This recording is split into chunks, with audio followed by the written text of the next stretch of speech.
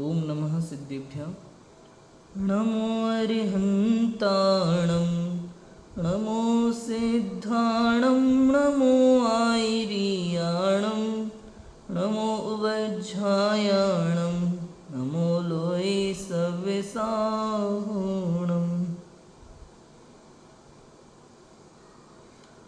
मंगलमय मंगलकरण वीतराग विज्ञान नमो ताहि जाति भय अरहंतादि महान।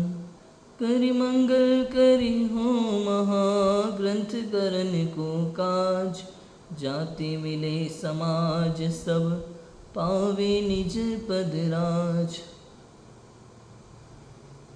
इस भवतरु का मूल एक जानहु मिथ्या भाव ताको करि निर्मूल अब करिए मोक्ष उपाव। आचार्य कल्प पंडित टोडरमल जी द्वारा विरचित मोक्ष मार्ग प्रकाशक ग्रंथ 7वां अधिकार चल रहा है हमारा जैन मिथ्या दृष्टियों का विवेचन। धर्म बुद्धि से धर्मधारक व्यवहाराभासी मिथ्या दृष्टि जीव जो बाह्य क्रिया में ही धर्म समझते हैं उनकी चर्चा हमारी चल रही है। सम्यक चारित्र का अन्यथा स्वरूप। वास्तव में ये कोई ऐसा तो है नहीं कि ग्रुप हो गया एक बाह्य क्रिया में ही जो धर्म मानते हैं, ऐसा कोई ग्रुप नहीं होता। ये भूल अनेकों जीवों में है। जैन हो अजैनों में तो है ही, जैनों में भी स्वाध्यायी जीवों में भी ये भूल है जिनकी चर्चा हम कर रहे हैं। यहाँ कहीं ना कहीं हम भी फिट होते हैं, कहीं ना कहीं हमें भी कभी कभी लगता है कि हम अच्छा कर रहे हैं, यही धर्म है, यही धर्म मार्ग है, यही करना चाहिए, यही करने योग्य है। कहीं ना कहीं हमें लगता है और ये हमारी भूल है। क्योंकि करने योग्य जीव में कुछ है ही नहीं। करने योग्य जीव में कुछ है ही नहीं। क्यों? जीव का काम तो केवल जानना है। दुनिया में समस्त पदार्थ मात्र जानने योग्य है, कुछ भी करने योग्य नहीं है। समस्त क्रियाएं मात्र जानने योग्य है, कुछ भी करने योग्य नहीं है। जीव का काम तो जानना है, करना धरना नहीं। इतनी बात समझ में आ जाए तो काम हो जाए। ये जीव क्रिया में धर्म समझता है और बाह्य क्रिया को महत्व देता है। बाह्य क्रिया पर दृष्टि होती है और परिणाम सुधरने बिगड़ने का विचार ही नहीं होता। कलम ने इस पर बहुत चर्चा की थी। दुनिया में सब हर चीज़ के लिए बाह्य क्रियाओं पर दृष्टि करता है। लौकिक में भी हम लोग कितने कामों में सब क्रिया देखते हैं, कौन कितना कर रहा है, क्या कर रहा है, क्या नहीं कर रहा है, और मैं क्रिया है उसके अंदर में क्या परिणाम है इससे कोई मतलब नहीं होता। जो धोखा देने वाले होते हैं, चापलूस होते हैं ना, ऐसे ही तो होते हैं। टेररिस्ट लोग होते हैं, वो क्या करते हैं? पहले आपका विश्वास जीतते हैं, अपनी क्रिया और अपने परिणाम सब बिल्कुल एकदम क्लियर रखते हैं। परिणाम भी कितने अच्छे बना लेते हैं उस समय। बिना परिणाम के कैसे क्रिया होगी? लेकिन अभिप्राय में क्या वासना चल रही होती है? बम फोड़ने की। मौका मिले और बम फोड़े। समझ में आया कि नहीं आया? ऐसा होता है। और देखने वाले को केवल उसकी क्रिया दिखती है, कितनी मेहनत करता है, कितना काम करता है, और एक दिन वही धोखा दे देता है। ऐसे ये शरीर की क्रिया में लगा रहता है जीव अनादिकाल से लेकर आज तक। समझ में है कि नहीं है? मैं पूजा करता हूँ, मैं पाठ करता हूँ, मैं व्रत करता हूँ, मैं उपवास करता हूँ, मैं नियम करता हूँ, मैं संयम करता हूँ, और तत्व ज्ञान के बिना इसका कोई काम होता नहीं है। तत्व ज्ञान के बिना इसकी कोई वैल्यू नहीं है। समझ में है कि नहीं? बाद में ये शरीर धोखा दे देता है। ये सब शरीर की क्रियाएं थी। तूने जीवन भर ये शरीर की क्रियाओं को अपना मान करके सोचा कि मुझे स्वर्ग आदि या मोक्ष प्राप्त होगा, लेकिन शरीर की क्रिया थी, शरीर के साथ ही रह गई। तूने अपने लिए पूरे जीवन में कुछ किया नहीं। समझ में आए? जो जीव आत्मा के स्वभाव को आत्मा का स्वभाव मानता है, शरीर की क्रिया को शरीर का मानता है, वो जीव सम्यक ज्ञानी होता है। उसका चारित्र सम्यक चारित्र होगा।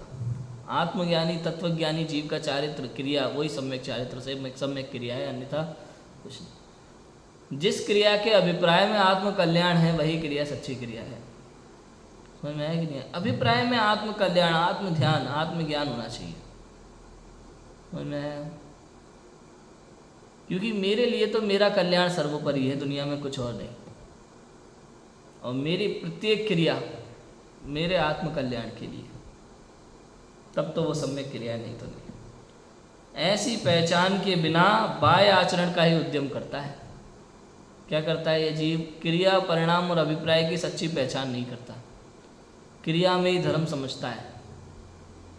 परिणाम का विचार करे तो कभी कभी इसको लगता है अच्छे परिणाम क्यों पूजा कर रहा है, पाठ कर रहा है, भक्ति कर रहा है, किसी के बारे में अच्छा बोल रहा है, जीव रक्षा का भाव है, तो परिणाम। लेकिन अभिप्राय में क्या वासना है? किसी जीव की रक्षा करते समय उसने क्या समझा? मैंने रक्षा की। क्या ये पॉसिबल है? समझ में आया कि नहीं आया? अभिप्राय में क्या वासना है? जहाँ तुमने ये सोचा मैंने किया, वहाँ मिथ्या ज्ञान। जहाँ ये सोचा कि अपने आप सहज हुआ, ये सब में क्या? समझ में आया कि नहीं आया? ऐसा है। क्या लिखते हैं देखो, अब अलग अलग जीवों की चर्चा है, सबको अपना अपना लगाना है। हम कहाँ भूल करते हैं? अपनी अपनी बात करना। वहाँ कितने ही जीव तो कुल क्रम से अथवा देखा देखी या क्रोधमान माया लोभादिक से आचरण करते हैं, उनके तो धर्म बुद्धि ही नहीं है, सम्यक चारित्र कहाँ से हो? उन जीवों में कोई तो भोले हैं व कोई कषाई हैं, सो अज्ञान भाव व कषाय होने पर सम्यक चारित्र नहीं होता। कितनी बढ़िया बात कही देखो आप। कितने ही जीव में कौन कौन आ गए?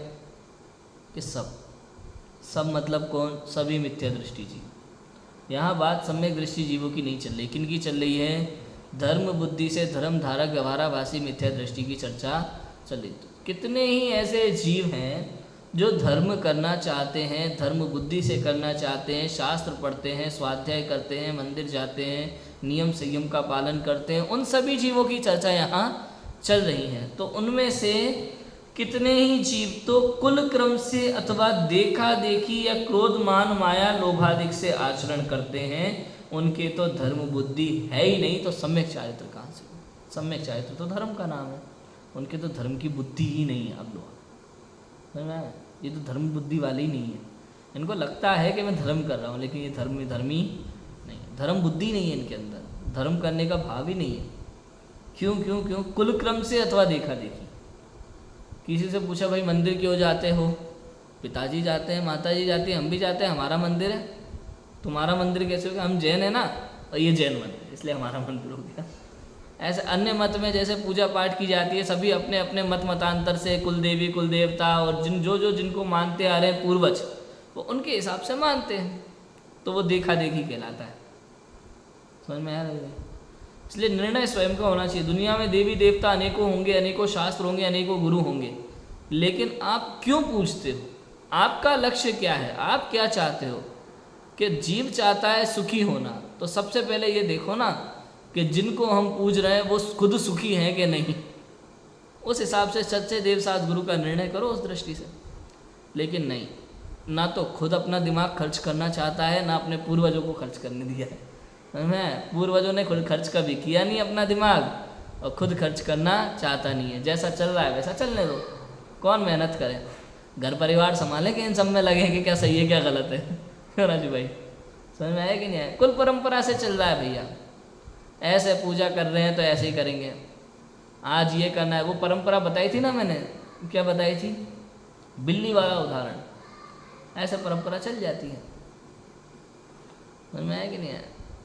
ऐसे ही कभी किसी ने कह दिया होगा कि ये हमारे भगवान हैं, इनको ऐसे पूछना है ऐसे पूछना। कुल परंपरा से प्रश्न नहीं पूछता, उत्तर नहीं जानता, चल रही है अपनी अपनी अलग अलग हिसाब से। कितने ही जीव कुल क्रम से और देखा देखी करते हैं। छोटे छोटे बच्चे होते हैं, छोटे बच्चे, जैसे अपन मंदिर जाते हैं, बच्चों को ले जाते हैं तो अपन हाथ जोड़ते तो वो भी देखे देखे हाथ जोड़ लेता है। जैसे अपन ने चावल चढ़ाया तो चावल मांगे, चावल चढ़ाएगा। अपन जैसे ही ढोक देने को होगा वो भी तुरंत ढोक दे देगा। जैसे परिक्रमा लगाए तो पीछे पीछे परिक्रमा लगाएगा। तो देखा देखी करते हैं, और बड़े होने तक वो वही करते रहते हैं। उसको मतलब ही नहीं होता कि ये क्यों किया जा रहा है। है कि नहीं? क्रोध मान माया लोभादिक से आचरण करते हैं। कभी गुस्से में करते हैं। गुस्से में कैसे करते हैं पता है राजू भाई? पापा ने बोला, मम्मी ने बोला, हमारे घर में ऐसा होता था, मम्मी ने बोला जब तक मंदिर होके नहीं आएगा तब तक नाश्ता नहीं मिलेगा। अब गुस्से में मंदिर जा रहा है, क्रिया तो मंदिर जाने की हो रही है, रास्ते भर में मंदिर जाना और पड़ता है यार। डेली सुबह सुबह नहा धो के मंदिर जाओ, मंदिर नहीं जाओगे तो नाश्ता ही नहीं मिलेगा। पर फालतू में मुझे मंदिर भगा दिया बिना मतलब के, अब मंदिर जा रहा है। अब मंदिर में भगवान को दर्शन भी ढंग से नहीं कर रहा, भाव क्या है, नाश्ता में और टीका लगा के निकल जाता है। फिर दर्शन करे नहीं करे कुछ नहीं, ऐसे ही टीका लगा के निकल जाता है।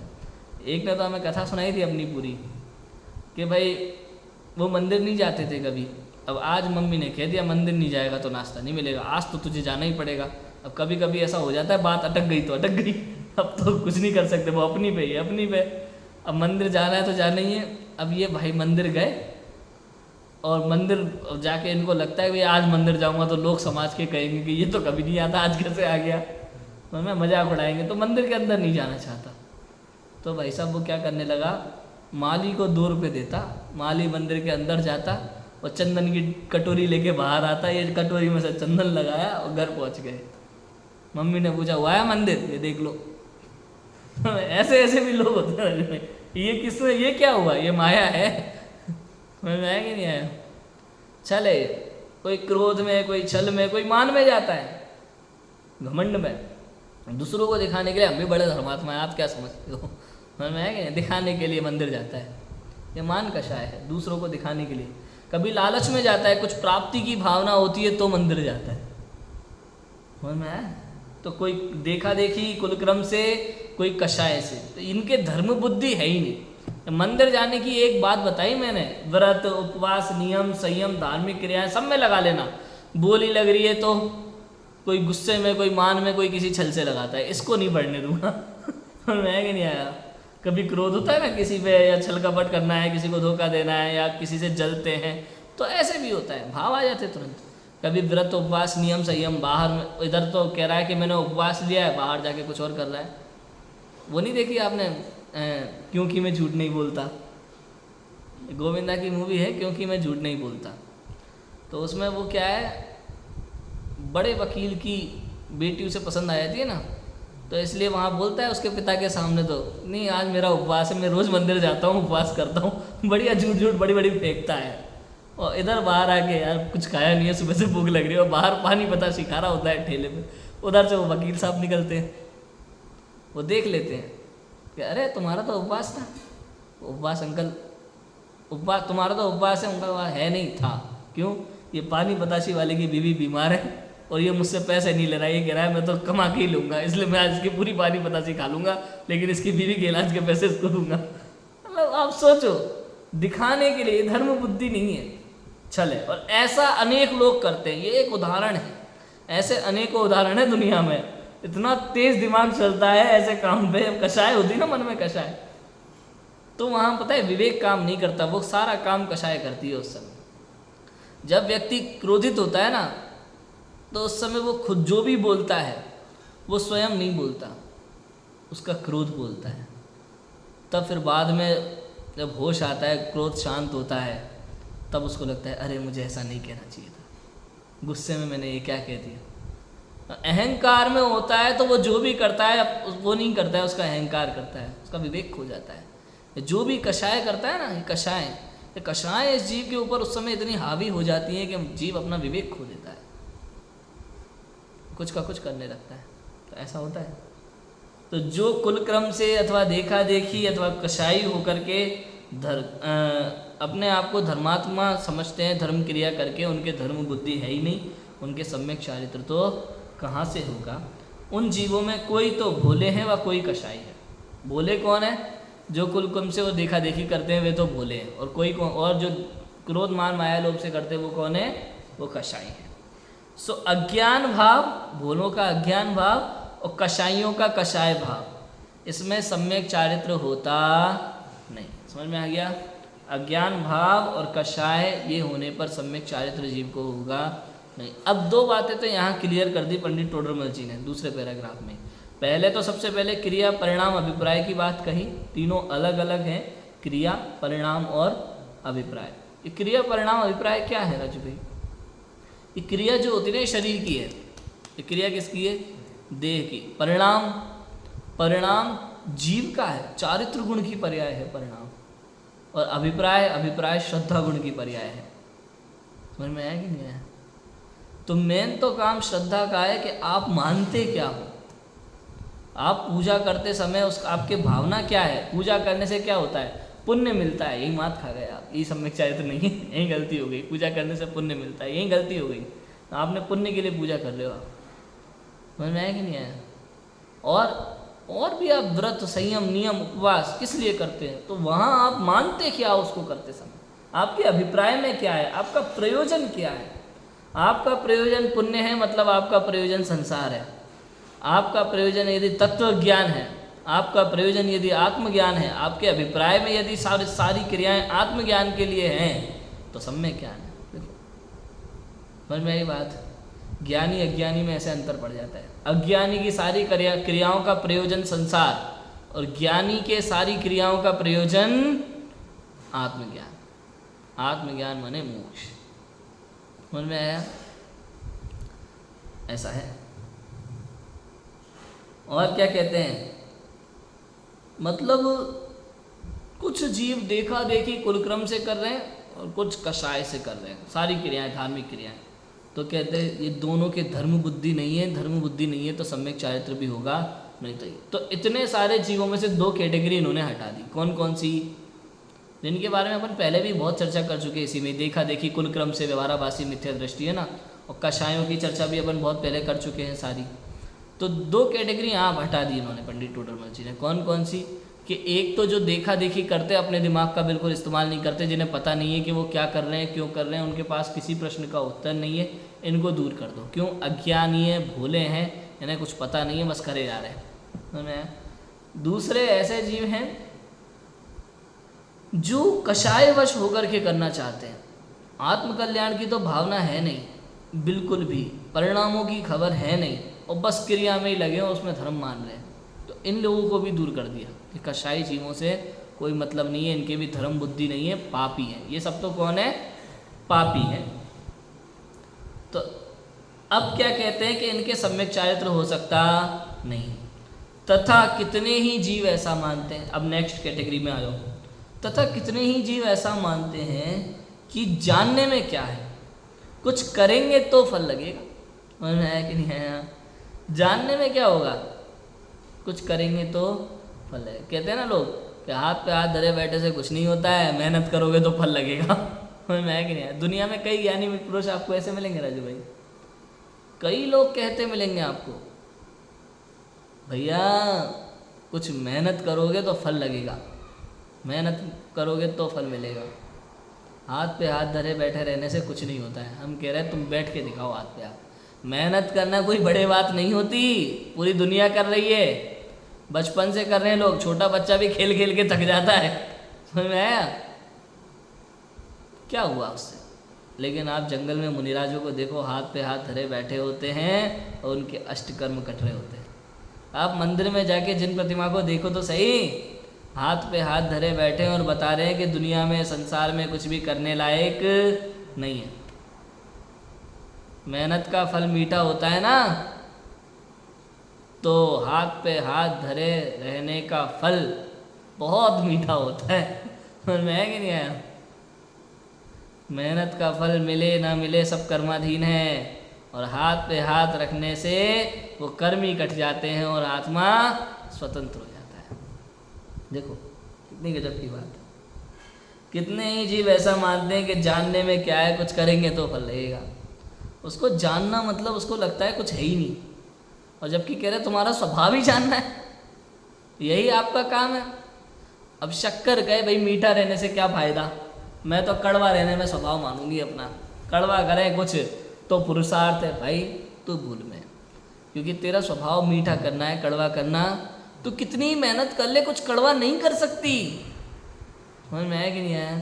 ऐसे ही आत्मा से कहा जाएगा तेरा काम जानना है, तो कितना ही सोच ले करना करना करना करना तो कुछ नहीं कर सकती। क्यों? करना तेरा काम है ही नहीं, तेरा कार्य तो जानना है। बताओ, ऐसा ही शक्कर का काम मीठा करना है, नमक का काम खारा करना है, नींबू का काम खट्टा करना है। ऐसे ही आत्मा का काम मात्र और मात्र जानना है, कुछ करना धरना नहीं। यह है।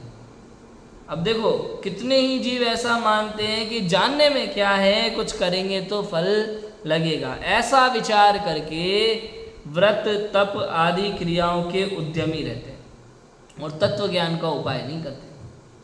सो तत्व ज्ञान के बिना महाव्रतादि का आचरण भी मिथ्या चारित्र ही नाम पाता है। और तत्व ज्ञान होने पर कुछ भी व्रताधिक नहीं है, फिर भी असंयत सम्यक दृष्टि नाम पाता है। अविरत सम्यक दृष्टि, असंयमी सम्यक दृष्टि नाम पाता है।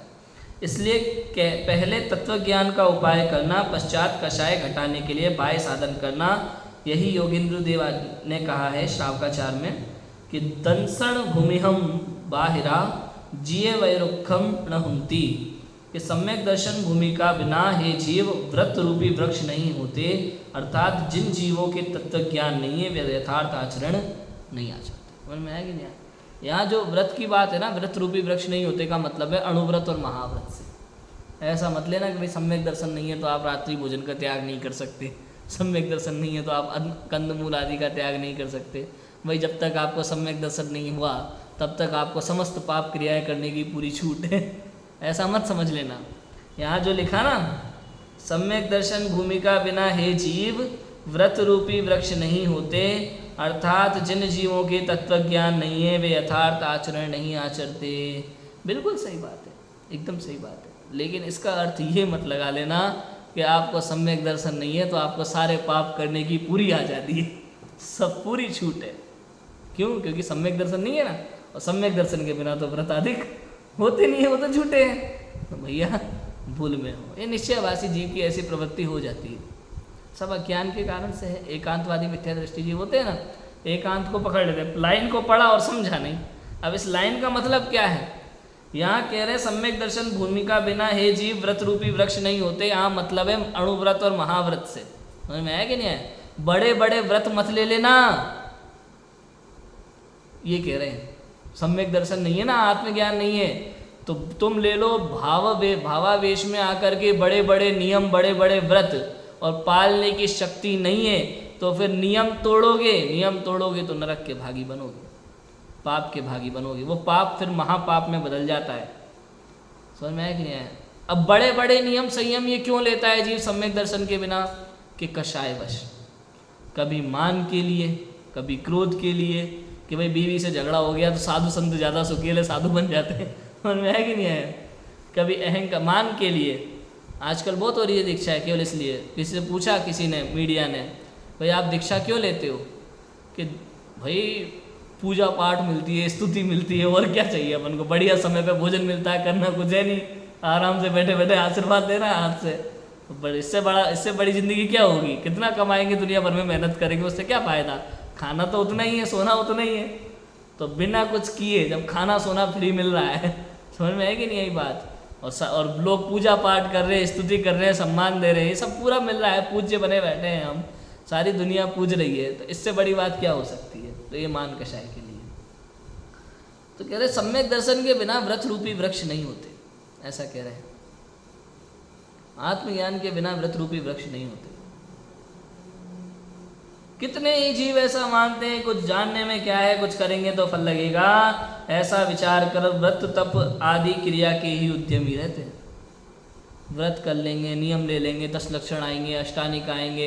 अब 10 लक्षण अष्टानिका में भी व्रत उपवास पे ज़्यादा ध्यान है। कभी कभी कुछ लोगों की क्रियाओं पे ही दृष्टि रहती है। सुबह सुबह से उठ करके नहा धो करके बढ़िया प्रक्षाल अभिषेक करेंगे, फिर शांति धारा करेंगे, फिर उसके बाद में 4 5 8 10 पूजने करेंगे, विधान करेंगे, फिर उसके बाद में घर जाएंगे, फिर वापस आएंगे, फिर तत्वार सूत्र का पाठ कर लेंगे, भक्तामर का पाठ कर लेंगे, 6 डाला पढ़ेंगे, फिर उसके बाद जो जाप वगैरह देंगे, मालाएं फेरेंगे, फिर जाएंगे शाम घर पे, एक टाइम का नियम ले लेंगे, कोई पूरा उपवास कर लेता है। ऐसे मतलब पूरे दिन क्रियाओं में उलझे रहते हैं, अपने स्वरूप का विचार करने का विचार ही नहीं आता। ये 10 लक्षण पर्व, ये अष्टानिका पर्व, ये शाश्वत पर्व इसलिए आए थे ताकि आप थोड़ा व्यापार आदि क्रियाओं से निवृत्त होकर के अपने स्वरूप में प्रवृत्त हो, सांसारिक क्रियाओं से निवृत्ति लें, आप धर्म मार्ग में लगे। और ये जीव समझता है कि क्रिया में ही धर्म है, तो बाह्य क्रिया में उलझ जाता है, व्रत उपवास नियम संयम पूजा पाठ भक्ति आरती में तो उलझ जाता है, लेकिन मैं और शरीर ये भिन्न भिन्न हैं, ये कर्म भिन्न हैं, क्रोधादि रागादिक भाव मेरे नहीं हैं, मैं ज्ञान स्वरूप परमात्मा हूँ, चैतन्य भगवान आत्मा हूँ। ये अपने स्वरूप का विचार करने का इसको भाव ही नहीं आता। समझ में आया कि नहीं? अरे थोड़ा बैठ तो सही शांति से, अपने आप से तो मिल, ये समय, ये शाश्वत पर्व किस लिए आए हैं? बाह्य क्रियाओं में उलझने के लिए आए हैं कि अपने आप से मिलने के लिए आए हैं? जरा इसका विचार करो। बड़ी मुश्किल से टाइम मिलता है, साल में एक आध बार, समझ में आया? जब ऐसे शाश्वत पर्व आते हैं, जन्मदिन का अवसर आता है, वैवाहिक वर्षगांठ का अवसर आता है, ऐसे कुछ विशेष दिन आते हैं जब हम इन दिनों को अपने परिवार के साथ मनाना पसंद करते हैं, उत्सव मनाना पसंद करते हैं। और ऐसे दिनों में भी तुम होटल वोटल जा करके गंदे काम करके अश्लील गानों पे नृत्य करके बर्बाद करोगे, कुछ नहीं मिलेगा। तो इसलिए ऐसे दिनों में क्या करना, एक तो ये कैटेगरी है कि गलत गलत काम करके पूरे अच्छे विशेष दिनों को बर्बाद कर देते हैं। दूसरी कैटेगरी के जीव, कितने ही जीव ऐसे होते हैं कि इन दिनों में मंदिर जाते हैं, पूजा विधान करवाते हैं और आरती इत्यादि करके भजन संध्या करके अपना विशेष पर्व बनाते हैं। और कितने ही जीव बस इन्हीं में प्रवृत्ति में ही उलझे रहते हैं। अब इनसे हट कर के कोई जीव ऐसे हों जो इन विशेष दिनों पर अपने स्वरूप का विचार करें। भाई जन्मदिन है तो ये विचार करें कि जन्म मेरा नहीं है, ये जन्म तो शरीर का होता है, मैं तो अनादि अनंत अजन्मा चैतन्य तत्व हूँ। समझ में आया? मैं तो जन्म मरण से सदा रहित हूँ। ये जन्म मरण करना तो पाप क्रिया है। हमारे आदर्श अनंत परमात्मा जिन्होंने जन्म मरण का अभाव किया है, मुझे भी वैसे ही जन्म मरण का अभाव करने के लिए उद्यमी होना है। ऐसा विचार नहीं होता। इस तरह का विचार करें तो आनंद आए। तत्व ज्ञान के अभाव में जीव केवल क्रिया करने के ही सोचता है, दूसरा कुछ सोचता, क्योंकि तत्व ज्ञान नहीं है ना, उसको खबर ही नहीं है। शास्त्र ज्ञान के बिना सब बेकार है। अरे कितना अंतर आता है, देखो आप। आज से शास्त्री करने के पहले मैं किस प्रकार से, मैं तब भी पूजा पाठ विधान करता था, घर पे था ना। मैं कोटा जाने से पहले, शास्त्री करने से पहले भी मैं डेली अभिषेक करने जाता था, पूजा पाठ भी करता था, सब करता था। लेकिन कोटा जाने के बाद जब से शास्त्रों को पढ़ा है, समझा है, शास्त्रों की अपेक्षाओं को समझा है हर बात को, तब से कितना जीवन बदल गया। वही क्रियाएं करते हुए अभिप्राय में कितना परिवर्तन आ जाता है, बताओ। पहले पूजा पाठ करते समय क्या सोचा करते थे, अब पूजा पाठ करते समय क्या भाव देते हैं, कितना परिवर्तन आ जाता है, बताओ। आप ज़्यादा समझने के लिए कुछ नहीं, अगर आपको इसका अंतर समझना है ना, तो कोई एक स्तुति पकड़ लो जिसका मीनिंग आपको नहीं पता, और उसको गाओ बढ़िया मंदिर में, जितना अच्छे से आप गा सकते हो वैसे गाओ, और उसके बाद उसका अर्थ समझो एक एक शब्द का, उसके बाद गाओ उसको दोबारा, तो देखना कितना अंतर आएगा। दोनों में बहुत अंतर आएगा। अज्ञान में की गई क्रिया और ज्ञान पूर्वक की गई क्रिया में बहुत फर्क होता है। इसलिए कहा तत्व ज्ञान के बिना सब बेकार है। व्रत तप आदि क्रिया के उद्यमी रहते हैं, तत्व ज्ञान का उपाय नहीं करते। सो तत्व ज्ञान के बिना महाव्रतादिक का आचरण भी मिथ्याचारित्र नाम पाता है। महाव्रतादिक धारण कर लो, 28 मूल गुण पालन कर लो, लेकिन तो अभी उसका भी कोई फल नहीं है। देखो आप सोचो, द्रव्यलिंगी मुनिराज है ना, द्रव्यलिंगी मुनिराज 9वें ग्रहव्यक तक चले जाते हैं ना, जो भाई 9वें ग्रहव्यक तक जा सकते हैं। आप देखो 11 अंक के पाठी हो जाए, लेकिन फिर भी तत्व ज्ञान के बिना संसार में ही रुल रहे। समझ में आया कि नहीं आया? मुनिव्रत धार अनंत बार ग्रेवक उपजायो, पे निज आत्म ज्ञान बिना सुख लीश न पाए। लिख देते हैं पंडित दौलत राम जी। मुनिव्रत, आज तक हमने, अपनी बात करो, पंच परावर्तन में मैंने इतनी बार मुनिव्रत धारण किया है कि सभी पीछी कमंडल इकट्ठे किए जाएं तो सुमेरु पर्वत खड़ा हो गया, लेकिन आत्मज्ञान नहीं किया। सोचो, आत्मज्ञान के बिना तो कितनी ही बार 9वें ग्रहव्यक तक चले जाए, कोई फायदा नहीं है। मुनिव्रत धार अनंत बार ग्रीवक उपजायो। आप देखो, मतलब राजू भाई इतने ऊंचे पद पे 28 मूल गुणों का निर्तिचार पालन, ये ग्रहव्यक उपजाने वाली बात उन्हीं जीवों के लिए जिनके 28 मूल गुणों का निर्तिचार पालन हो रहा है। द्रव्यलिंगी मुनिराज है, जो परिग्रह रख रहे हैं, जिनके 28 मूल गुण नहीं पल रहे हैं, उनकी तो बात ही नहीं है, उनको तो मुनि संज्ञा नहीं है। समझ में आया कि नहीं आया? मुनिव्रत धार अनंत बार ग्रीवक उपजायो, पे निज आत्म ज्ञान बिना, पर निज आत्म के ज्ञान के बिना किंचित सुख नहीं मिला, दुखी है। और कई तो ऐसे होते हैं जिनको आत्मज्ञान के क्रियाओं से ही मतलब नहीं होता, तो यहाँ उनकी चर्चा तो है ही नहीं। ये तो धर्म बुद्धि वाली बात है, धर्म बुद्धि जिनकी है उनकी बात है, धर्म बुद्धि से करते हैं, लेकिन फिर भी आत्मज्ञान के बिना वगैरह तक पहुँच जाते हैं। महाव्रतादिक का आचरण करके भी मिथ्याचारित्र नाम पाता है, लेकिन ये द्रव्यलिंगी मुनिराज पूज्य होते हैं, इनकी पूज्यता का निषेध नहीं है। कोई कहे कि द्रव्य आत्मज्ञान नहीं है, तो आत्मज्ञान के बिना द्रव्यलिंगी मुनिराज पूज्य है कि नहीं है, कि पूज्य है। अगर दिगंबर मुनिराज के 28 मूल गुणों का निरतिचार पालन है तो वे 100% पूज्य है। समझ में? कोई कह सकता है अष्टपावड़ में लिखा है दंसण हेण वंदन योग्य ना, समझ में आया क्या? कि जो सम्यक दर्शन से हीन है वो वंदन योग्य नहीं है। वो बात भी सही है, उसका निषेध नहीं है, दर्शनहीन वंदन योग्य नहीं है। लेकिन आप अपनी भूमिका में सम्यक दृष्टि और मिथ्या दृष्टि की पहचान नहीं कर सकते, क्योंकि दिगंबर मुनिराज मान लो अभी 3 कसाय चौकड़ी का अभाव हुआ है दिगंबर मुनिराज के, अभी आप शौच करते करते, आहार करते करते वो अंदर जाते रहते हैं, बाहर आते रहते हैं, और अगर 48 मिनट के अंदर उन्हें आत्मानुभव नहीं हुआ तो गुणस्थान गिर जाता है। लेकिन आपको नहीं पता चलेगा, आप केवल 28 मूल गुण ही उनके देख सकते हैं, बस आपको पता ही नहीं चलेगा ये सच्चे के भावलिंगी है कि द्रव्यलिंगी। अरे भैया, अभी आहार करने के पहले भावलिंगी थे, आहार करने के बाद द्रव्यलिंगी हो सकते हैं, आपको पता नहीं चलेगा। समझ में आया? भावलिंगी मुनि महाराज है जो, वो भी द्रव्यलिंगी भावलिंगी ऐसे चलता रहता है। हो सकता है, बिल्कुल पॉसिबल है, बिल्कुल पॉसिबल है। भावलिंग से द्रव्यलिंग भी हो सकते हैं, द्रव्यलिंग से वापस भावलिंग भी हो सकते हैं। कब अंदर से कषाय का उदय आ जाए, कोई मान लो अप्रत्यख्यानवरण कषाय का उदय आ गया तो 5वें गुणस्थान में आ गए, द्रव्यलिंगी 5वें गुणस्थान में, अनंतानुबंधी का उदय आ गया तो पहले गुणस्थान में आ जाएंगे। ये तो छायिक सम्यक दृष्टि की बात है ना। अगर छायिक सम्यक दृष्टि है तो बात है, उनके कभी अनंतानुबंधी का उदय नहीं आएगा, वो कभी पहले गुणस्थान में नहीं आएंगे। लेकिन छायिक नहीं है तो गुणस्थान कभी भी गिर सकता है। जो छायिक नहीं है लेकिन वो भाव हो सकता है। हाँ बिल्कुल, 3 कसाय चौकड़ी हो सकता है, भावलिंगी हो सकते हैं। आप देखो ना, उपशम श्रेणी चढ़ने वाले 11वें गुणस्थान तक पहुंच जाते हैं, और 11वें गुणस्थानवर्ती मुनि वहाँ से गिरकर 6वें में भी आ सकते हैं, 5वें में भी आ सकते हैं, 4थे में भी आ सकते हैं, दूसरे पहले में भी आ सकते हैं। समझ में आया कि नहीं आया? तो पॉसिबल है। लेकिन अंदर में 3 कसाय चौकड़ी का अभाव है। अभाव का मतलब उपशम भी हो सकता है, 6 उपशम दशा भी हो सकती है।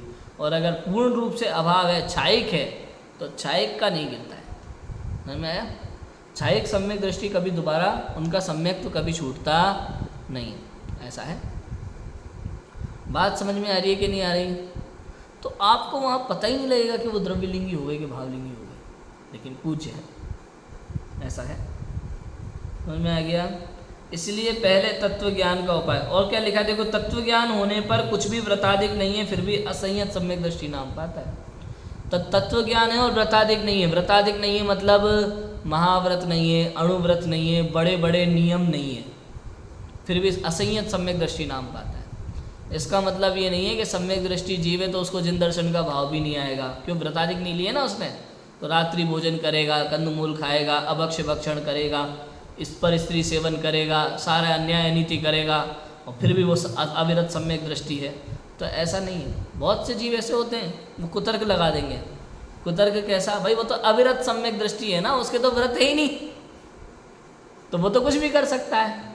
अभी आप देखो 5वां गुणस्थानवर्ती जीव है राजू भाई, 5वें गुणस्थानवर्ती के मान लो ब्रह्मचर्य है, तो ब्रह्मचर्य में भी ब्रह्मचर्य नहीं होता, ब्रह्मचर्य अणुव्रत, अणुव्रत है ना, 5 अणुव्रत, ब्रह्मचर्य अणुव्रत है मान लो किसी जीव के, तो उसके एक स्त्री संतोष व्रत है। लेकिन 4थे गुणस्थान के तो वो भी नहीं है। अब कोई समझ ले कि भाई 4थे गुणस्थान के तो एक स्त्री व्रत वाला वो नियम नहीं है, या ब्रह्मचर्याणु व्रत में एक स्त्री वाली बात भी नहीं होती है। ब्रह्मचर्याणु व्रत का मतलब ये है परिस्त्री रमण का त्याग करना। समझ में आया कि नहीं है? ब्रह्मचर्य से रहना का मतलब एक देश त्याग ब्रह्मचर्य का। तो इसका मतलब ये नहीं है कि 4थे गुणस्थान में उनको पूरी छूट है परिस्त्री रमण करने की, अन्याय नीति करने की, ऐसा नहीं है। अविरत सम्यक दृष्टि का मतलब ये नहीं है कि उसके अनाचार होगा, सदाचारी जीवन तो होगा ही होगा। सम्यक दृष्टि है ना, सम्यक दृष्टि है, आत्मज्ञानी जीव है तो सदाचारी भी होगा ही होगा। यहाँ जो लिखा है अविरत, अविरत का मतलब है अणुव्रत और महाव्रत से। अभी उसके जीवन में अणुव्रत महाव्रत जैसे बड़े बड़े नियम नहीं है, लेकिन इसका मतलब ये नहीं है कि उसके जीवन में अनाचार। क्लियर है बात? इसलिए पहले कहा कि तत्वज्ञान का उपाय करना, पश्चात कषाय घटाने के बाह्य साधन करना। सबसे पहले आप तत्वज्ञान का उपाय करना। तत्वज्ञान का उपाय कैसे करोगे? शास्त्र अभ्यास से। शास्त्र पढ़ोगे तो आपको पता चलेगा क्या सही है क्या गलत है, चरणानुयोग, कर्णानुयोग, प्रथमानुयोग सब पढ़ना चाहिए, तभी तो पूरा समझ में आएगा ठीक से। नहीं तो एकांत पकड़ लोगे तो गड़बड़ हो जाएगी।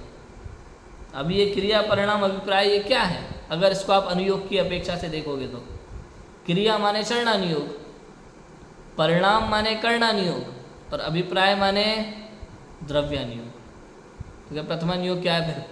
कि प्रथमानुयोग इनके उदाहरण है किन किन जीवों के कैसे कैसे क्रिया परिणाम अभिप्राय होता है, उनका क्या फल लगता है, वो उदाहरण रूप में हमें प्रथमानुयोग बताता है। तो पूरी तरह से समझने के लिए हमें चारों नियोगों का अभ्यास होना चाहिए। समझदार विद्वान वही है जिसके चारों अनुयोगों का अभ्यास हो, वरना एकांतवादी हो जाता है। कल अपन ने पढ़ा था ना उज्ज्वला बहन की किताब में, कोई कहे कि भाई कर्णानुयोग में तो माप तोल है, इसका क्या इससे आत्मज्ञान का क्या संबंध है? तो भाई एक बात बताओ, 7वें 6वें गुणस्थान में झूलने वाले भावलिंगी संत, उनका टाइम पास नहीं हो रहा था क्या वहाँ पे?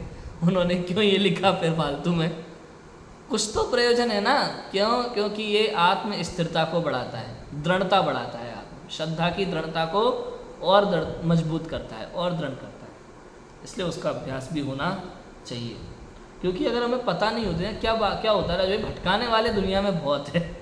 अगर आपको सही बात पता नहीं है, भले उसका आत्मज्ञान से कोई संबंध नहीं है, लेकिन कोई अच्छा ऐसा, तो उसकी बात को आप सच मानने लगोगे और सर्वज्ञ की बात को झूठा कर दोगे। और सर्वज्ञ की बात झूठी मतलब देवसाज गुरु की श्रद्धा खत्म, आपका गुणस्थान गिर जाएगा, आप सम्यक दर्शन के पात्र नहीं रहे। ऐसा है, इसलिए श्रद्धा की दृढ़ता के लिए ऐसा है।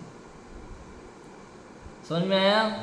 योगिंद्र देवव्रत सावकाचार में कहा है कि सम्यक दर्शन भूमिका बिना हे जीव व्रत रूपी वृक्ष नहीं होते। अर्थात जिन जीवों के तत्व ज्ञान नहीं है वे यथार्थ आचरण नहीं करते। आत्मज्ञान के बिना उनके सच्चा आचरण होता नहीं है, सम्यक आचरण होता नहीं। सम्यक आचरण मतलब, सम्यक आचरण का मतलब समझना आप, मोक्ष मार्गी जीवों के जिस प्रकार का आचरण होना चाहिए वैसा नहीं है, ऐसा मान के चलना। समझ में आया? क्रिया भले कितनी अच्छी दिखाई दे बाहर से, लेकिन उनका आचरण सच्चा आचरण कहने में नहीं आता। ऐसा आगे इसी बात को विशेष बतलाएंगे पंडित टोडरमल जी। बहुत सारी इसमें चर्चाएं हैं, बहुत प्यारी चर्चा की हुई है, हम आगे पढ़ेंगे। अभी की बात को विराम देते हैं। ओम नमः सिद्धि।